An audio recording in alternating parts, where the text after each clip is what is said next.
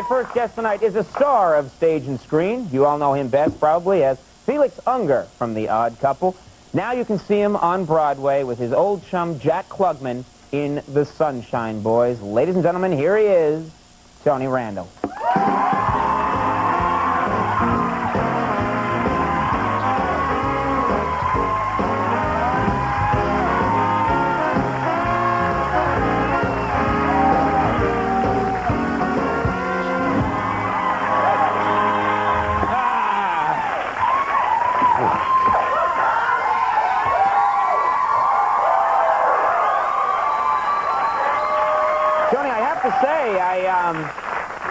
I have to say, before the show, I always come out and greet the audience, and we give away cash. And I announced that you were coming on the show. A lot of young people started screaming your name, very excited. The kids really like Tony Randall. It's true.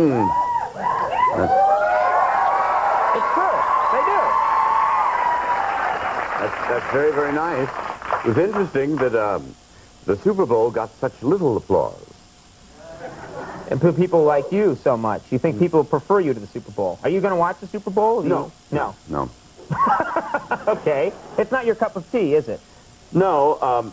The whole show so far hasn't been my cup of tea. Yes, I know. You're not a big fan of this show. No, I am normally, but being asked to come in and clean up after all those condom jokes was just not my.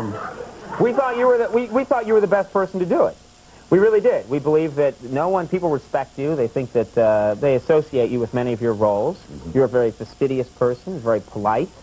You're a good person. You're Felix to many people. Yes. We thought we'd do the bad taste, and then we bring out Tony Randall. People see you for the good taste, and immediately everyone forgets any unpleasantness, any condom jokes, any cheap references here or there. Immediately they're filled with joy, and they think Tony Randall's here, and all is well. Well,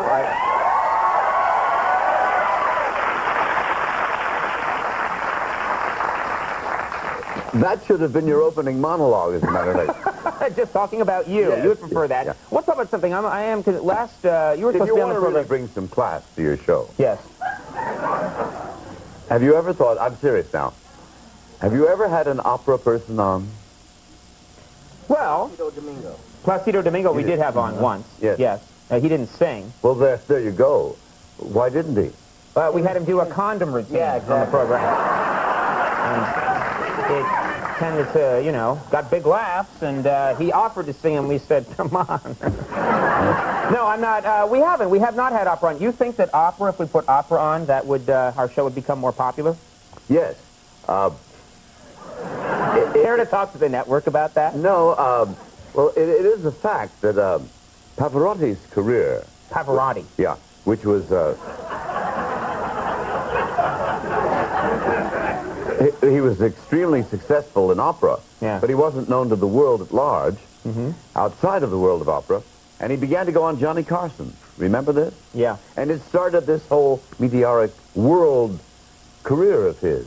Well, you also tried to help opera stars become famous. I remember that because we've talked about this before. I was a big Odd Couple fan of the TV show. You were always bringing opera stars into the show and working them into the plot. Into the plot, yes. Yeah, elegantly or inelegantly, you'd get opera stars in there and make sure they sang on The Odd Couple. Yes, and it's always successful, believe it or not. It is. People love it, and I think you should do it. I think you should. And it would be good for you, too. It would be good for me. Yes. Do you think that if we regularly featured, instead of these rock and rollers, as they call them, if we had an opera star on occasionally, people would like it? I think the educated world would applaud you.